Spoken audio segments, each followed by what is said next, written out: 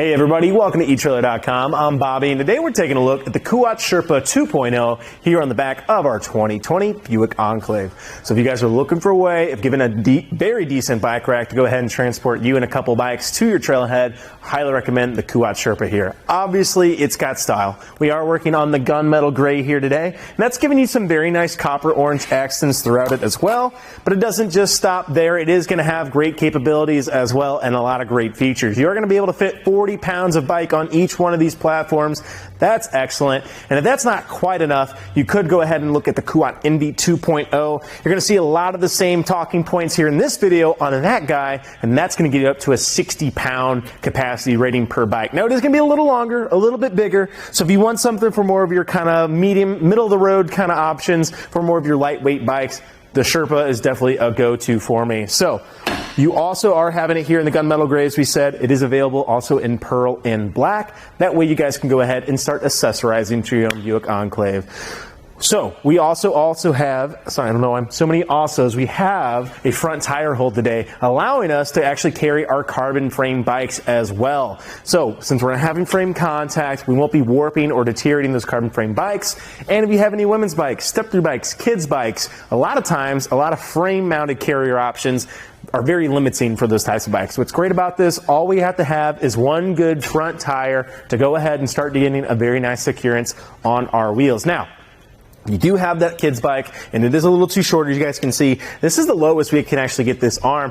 Kuat does have an attachment available. All you have to do, reach out to them. They'll send you that attachment so you can go ahead and actually get your bike nice and secured for yourself, which is great. But really like how versatile that makes it. And as well, like we said, that 40 pounds is going to have an easy time getting most of your standard, even up into your mountain bike type of range bikes on here. I really like this front tire hold too. What it does great, it goes out and acts kind of like a wheel chock for yourself, as we are kind of limited on our wheelbase here. Now, we've had some pretty big boys up on here. We've had them hanging off just a little bit. And what's been nice about that, this rear cradle can oscillate just like that. So even if you do have just a little bit of an overhang on your bike, you're still going to be anchored in by that front cradle, which is excellent for ourselves. On the front here too, on this last platform, you do have a locking core. Now, the cable lock isn't with us right now, but we do have it, and it does come with it. All you have to do, run your cable lock through both of your bikes, plug it in, and there you go, nice and secure for yourself. Now, that lock will be key to your hitch lock that you guys will see later in the video, which is great. So, really like how easy it is to go ahead and secure our bikes on here, get them loaded up in no time as well, which is great.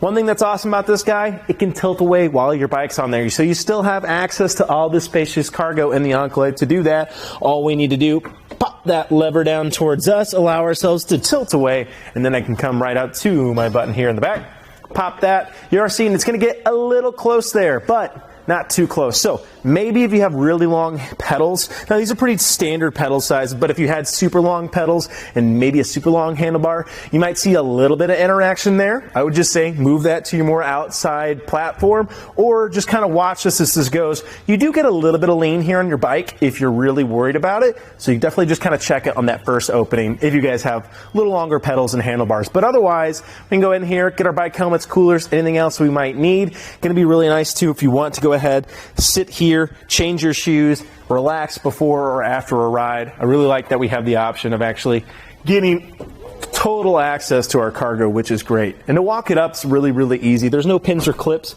All I have to do, walk it up.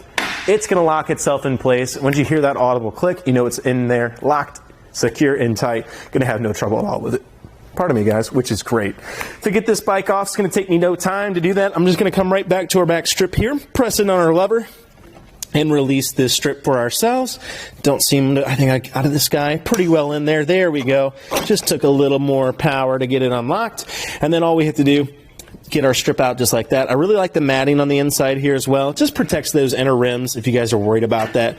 Always nice to see those little features being put in the effort of. On this guy, we want to make sure we're holding onto our bike. We don't want this tilting away into our vehicle or ourselves, as we do have our last hold here. Then all I have to do is simply press in on our button, bring this up, out to the side, and now I can grab my bike and walk it away in no time, and we are ready to ride. So mounting it becomes just as easy. The only thing to watch out for is going to be this strip, and what's great about it, you can just go ahead, dip that back wheel and kind of catch it in the middle, then set your wheel there. It becomes really easy to go ahead, run that down, and have you nice and secure. Go ahead and make sure you bring in your front cradle, of course, and your arms. And I really do like how well this gets nice and condensed. We're not adding too much width here on the sides, and that's kind of the advantage of it for me over like the Kuat NV that you might start seeing, which is great. So do really like that. Now we do have a couple dimensions we want to keep in mind here. The big one's going to be our clearance from the ground. Of course, we don't want our bike rack interacting with the ground and potentially causing any damage to itself or our bikes. So we're going to go right to the very end here.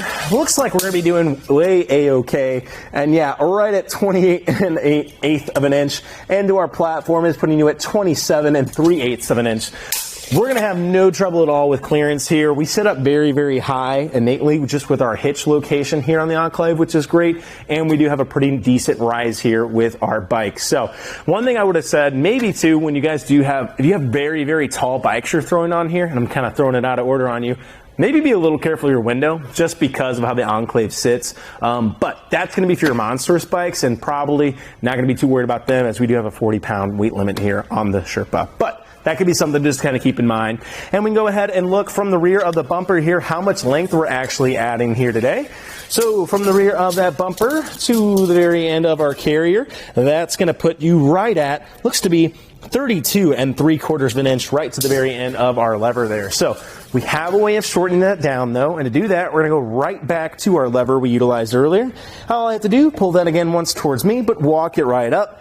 It's going to lock in place, and one thing I really like about it, it is solid in this position. You have a little bit of movement, but nothing crazy at all. Sometimes when you fold your carriers up, they still move a lot, and then you feel it as you're transporting it, and it definitely is no fun. So I like how we have resistance here, and one thing I really like, these arms aren't going to be walking out and making contact with our vehicle, as they do have very good resistance, and the road shake that we're going to feel is nominal at best because of how well we're secured. So I really do like that.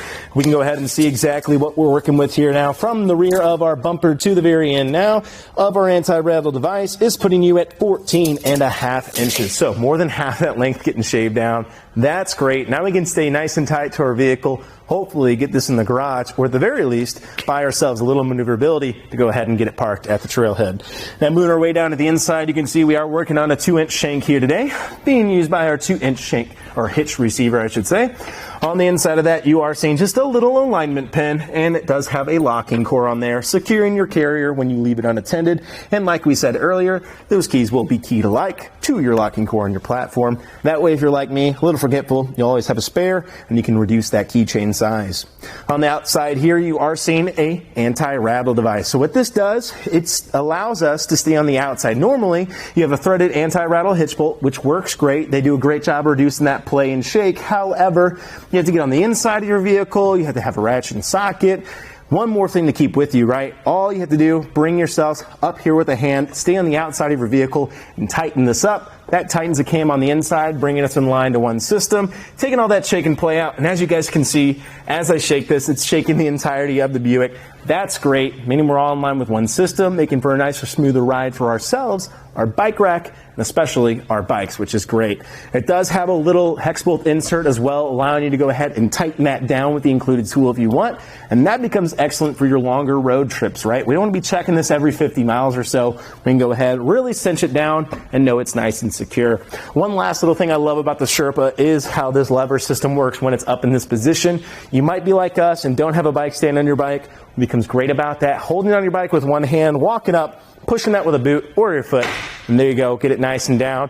Then I can open this up, and everything really only takes one hand or so. Maybe the only thing that would be annoying is that strip, so that might be one thing you have to use two hands for. Otherwise, though, really easy to walk everything up, then get your bike loaded and get going in no time, which I really do love to see. Overall, I think the Sherpa is excellent. I really like how we're staying below our backup camera here too. Now, I think you're going to lose a lot of that southern hemisphere, so if you're really worried about backing this in, maybe it's city living or something like that, you might lose a little bit in that southern hemisphere, but I really do like how we can see above it, which is really nice. Go ahead and make sure we're not having any issues there, which is great. Overall, though, the Sherpa becomes an excellent way, guys, to go ahead and get some of your more lightweight options on the back of your Buick.